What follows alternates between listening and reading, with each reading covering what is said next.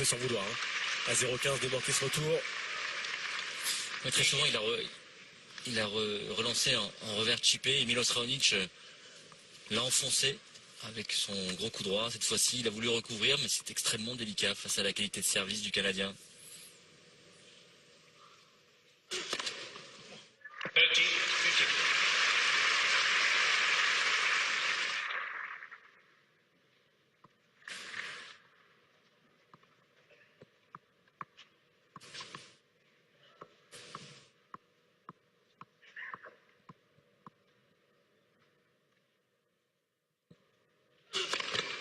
Let versus.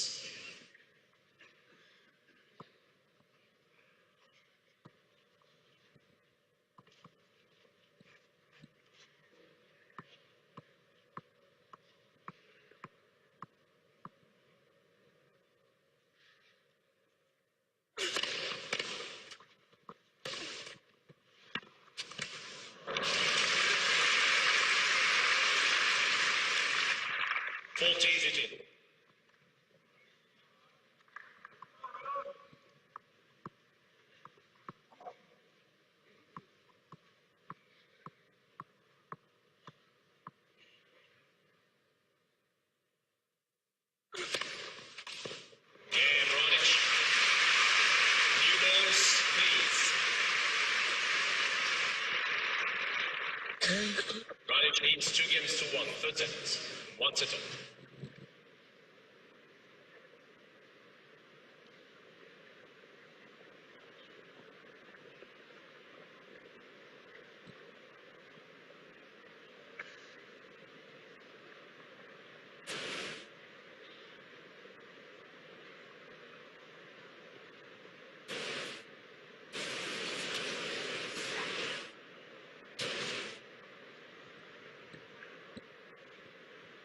Je vous rappelle, l'affiche de la deuxième demi-finale à suivre entre Andy Murray et Thomas Berdych. Avantage sur le papier évidemment au Britannique numéro 2 mondial qui joue Fabrice le meilleur tennis de sa vie. Tout le monde s'accorde à le dire, lui-même d'ailleurs. Même il y a aussi Leon Smith, son capitaine de Coupe Davis. Murray n'a jamais été aussi fort qu'en ce moment. C'est qui le favori, c'est lui? Bien évidemment, ce n'était pas lui à l'entame du tournoi, puisque Novak Djokovic était de fait, par son statut numéro 1 mondial et de sa constance, était le favori, mais depuis l'élimination du Serbe, clairement Andy Murray qui a hérité de ce statut. Avec le tennis pratiqué par le Britannique, il sera compliqué d'aller le chercher cette fin de tournoi. Je ne pense pas que Thomas Berdych y parvienne aujourd'hui.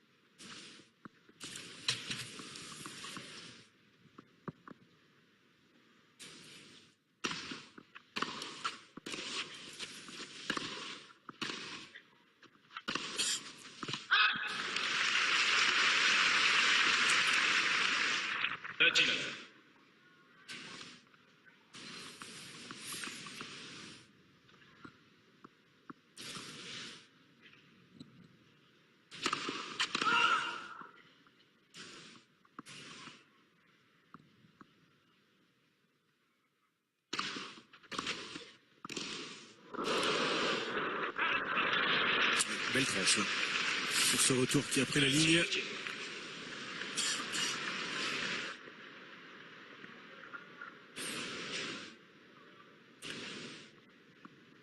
Encore de cravate en tribune. Et...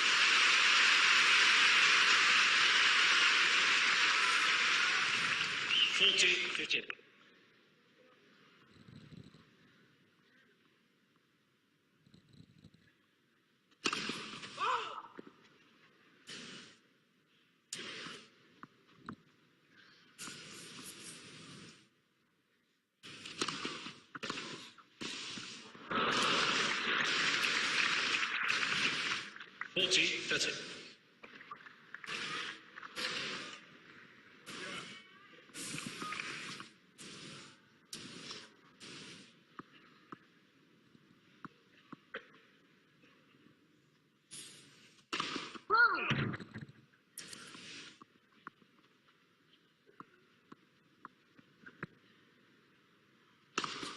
Oula, pourquoi un tel risque? Roger Federer qui va se mettre en danger. Tout seul hein, dans ce jeu. La volée manquée, le service volé manqué précédemment, la double faute là, la deuxième pour lui aujourd'hui. 40.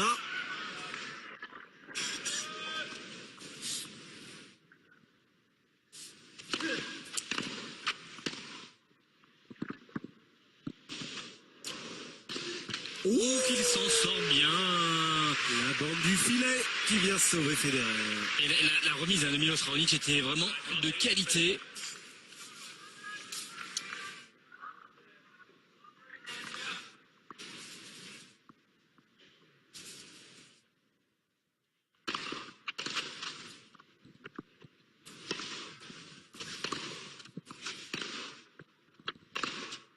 Ouais, magnifique. Dans cette zone-là, il est extrêmement performant, Milos Raonic. Soit vous avez la quasi-certitude de toucher son revers, soit vous devez aller plein coup droit, car ses frappes sont lourdes.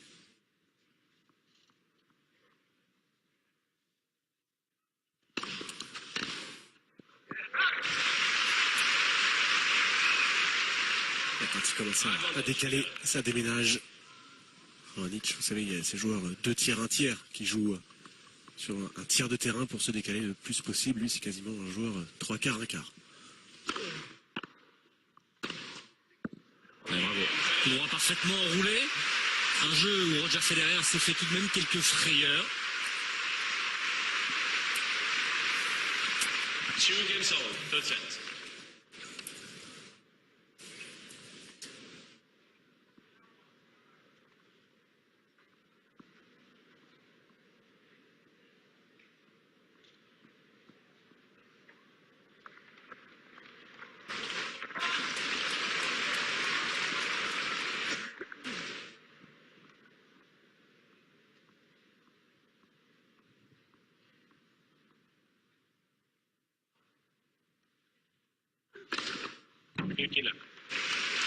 Ouais, ça tombe en ce moment, les aces là, pour Raonic, 3 dans le jeu précédent, 1 pour démarrer.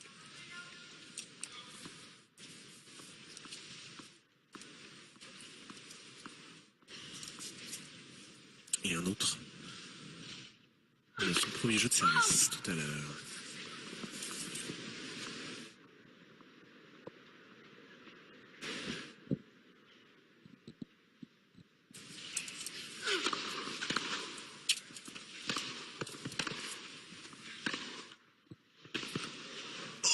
Non, j'ai cru qu'il allait la mettre. Qu'il allait réussir cette remise.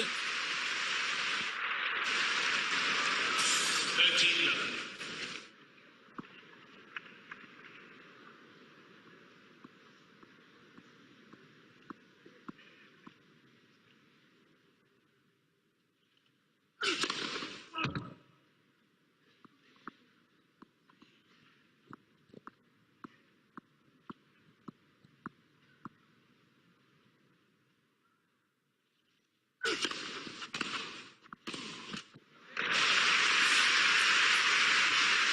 Comment vous imaginez John McEnroe en ce moment, qui est dans votre position, Fabrice? Il est au commentaire pour la BBC, mais en plus de cela, il voit évoluer le joueur qu'il conseille face à Federer sur le central. Il doit bouillir. Lui qui a remporté 3 fois le tournoi ici. McEnroe qui avait surpris tout son monde à l'époque, à 17 ans, rappelez-vous, sorti des qualifs, il était allé jusqu'en demi-finale, avant ensuite donc de remporter 3 fois le tournoi. Ça doit être une position compliquée pour lui. Il est commentateur, il est neutre. Je pense, ouais. Comme nous.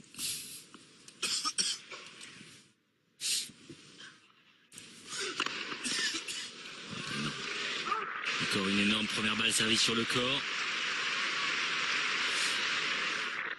14-15.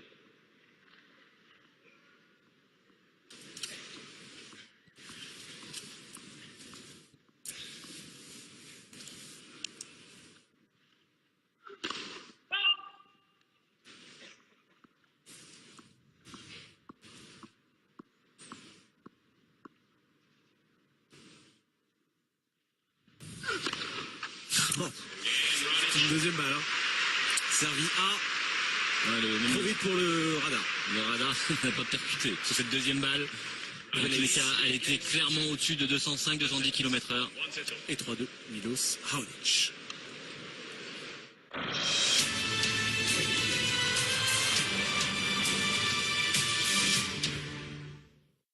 Cette montre a été le témoin d'instants éphémères et de moments qui resteront gravés à jamais. Elle a vu des traditions entrer dans la légende, des matchs épiques sur le court central et les temps forts du tennis. Ce n'est pourtant qu'avec le temps que nous prenons conscience qu'à ces moments précis, un nouveau chapitre de l'histoire de Wimbledon venait de s'écrire. Bien plus qu'une montre, un témoin de son temps.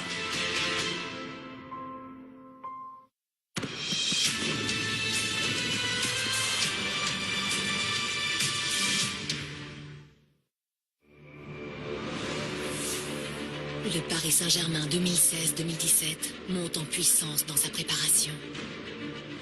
L'International Champions Cup permet aux hommes d'Unai Emery de se mesurer dès ce mois-ci à des grands d'Europe.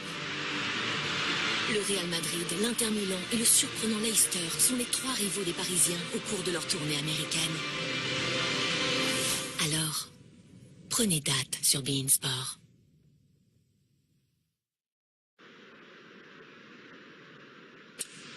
Milos Raonic, troisième manche sur le center court. Ça va remonter en gamme, en rythme dans cette partie après un temps mort. Hein.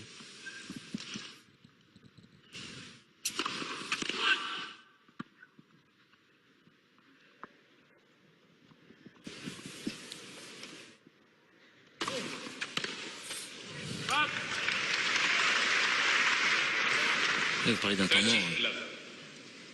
Il est vrai que depuis le début de cette troisième manche, un petit peu moins d'intensité dans cette demi-finale.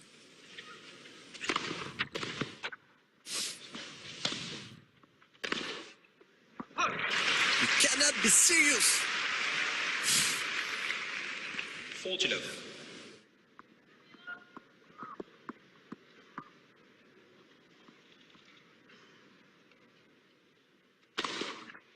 Game, Et l'ace extérieur du numéro 3 mondial, qui n'a, on le rappelle, hein, ce n'est qu'une statistique. Et je la rappelle, jamais perdu une demi-finale ici à Wimbledon. 10 demi, 10 victoires.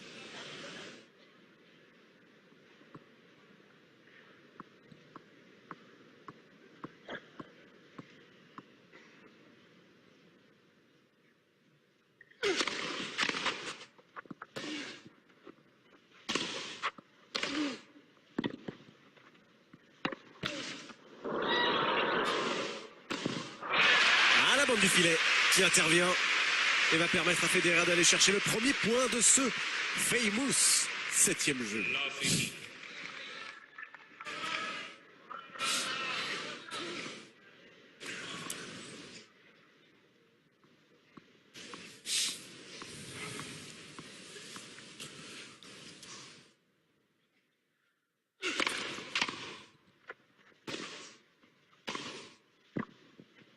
Parfait, très propre. Il monte quand même dans de bonnes conditions. Milos Raonic, il ne va pas à l'emporte-pièce. Roger Federer sur ce passing a cherché à le faire jouer dans les pieds. Et il n'a pas touché la bonne zone, donc une volée haute beaucoup trop facile pour le Canadien. Vous avez vu la stat, hein. 2 points sur 3. Remporté à la volée par Raonic.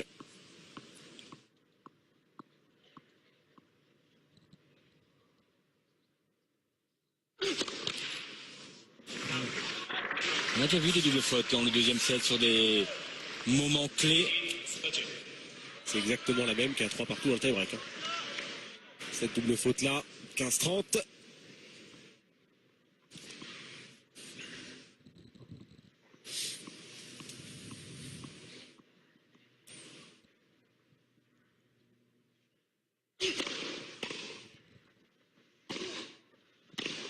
Ah, le passing.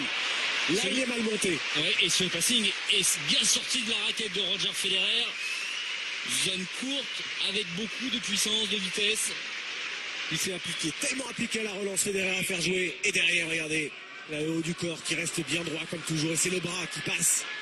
On n'a pas vu beaucoup de séquences comme ça, hein, où Milos Raonic prend le filet et n'arrive et se fait transpercer.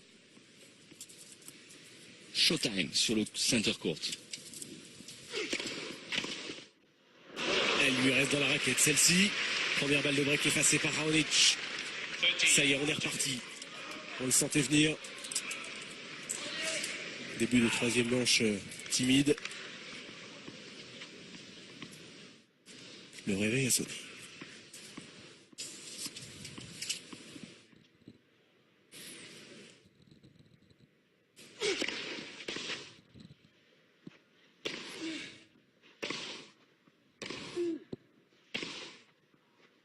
Oh, Raonic. Raonic craque sur le central de Wim. Le bois en revers. Conséquence directe, le break Federer. Il craque effectivement et ça se joue au mental. En cette fin de troisième manche, comme ça avait été le cas en fin de deuxième set, Raonic montre des signes de fébrilité. Un revers complètement excentré sur cette balle de break, une double faute un peu plus tôt dans le jeu. Alors que l'on a vu sur ce dernier point, Roger Federer faire les efforts nécessaires pour jouer autant que possible avec son coup droit. Regardez le visage du Suisse après ce break. C'est à sa 6e occasion qu'il a pris le service du Canadien pour la première fois dans cette demi-finale. Alors oui, Raonic progresse. Oui, Raonic est un bien meilleur joueur de tennis qu'il y a 2 ans. Et cette demi-finale déjà entre les deux hommes ici même. Mais il y a cette dimension psychologique. Et dans le sport individuel, la psychologie est tout aussi importante que le sportif pur. C'est dans la tête que ça coince pour Raonic. C'était déjà le cas dans le tie-break. C'est à nouveau le cas à l'instant, sous nos yeux, sous vos yeux. L'expérience, la patience, la concentration de Roger Federer lui permettent d'avoir le break dans cette troisième manche.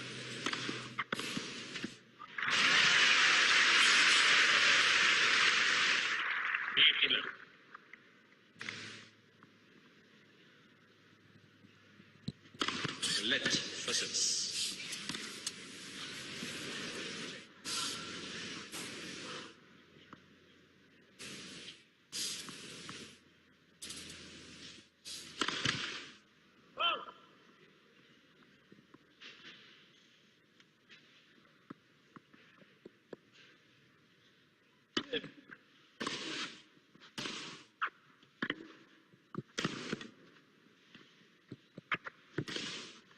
Oui. Ouais, une nouvelle maladresse, pourtant l'approche était magnifique, on a vu ce chip de revers glisser. Alors que Milos Raonic se tourne vers son box, vers son clan, réclame du soutien et c'est certainement agacé de ses maladresses. Par ses maladresses, pardon.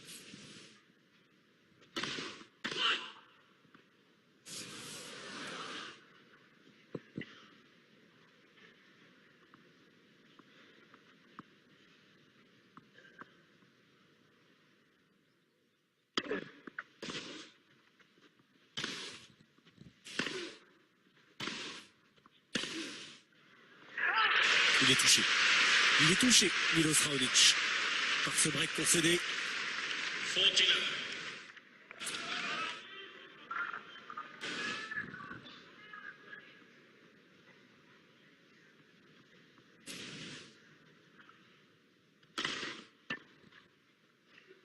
Federer sert de mieux en mieux aussi dans cette partie. Et c'est clairement le meilleur moyen de confirmer un break en remportant son jeu de service suivant sans perdre le moindre point. Regardez le score. 6-3 Raonic, 7-6, 5-3 Roger Federer.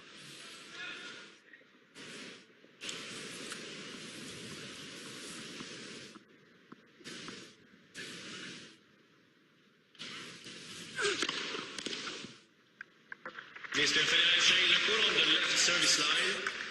The ball was called in. Ça fait longtemps qu'on n'a pas eu de challenge.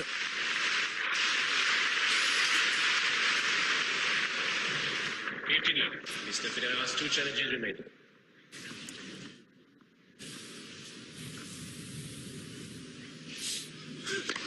Let the service.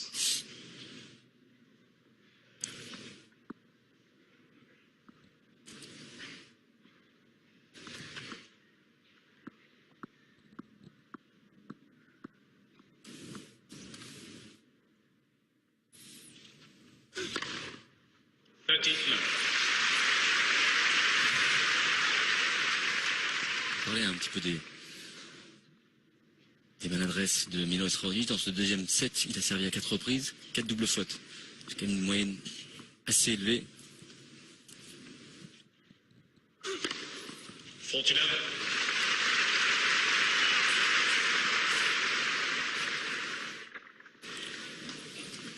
C'est plus facile d'accepter que votre adversaire fasse 3 aces consécutifs lorsque vous avez un break d'avance.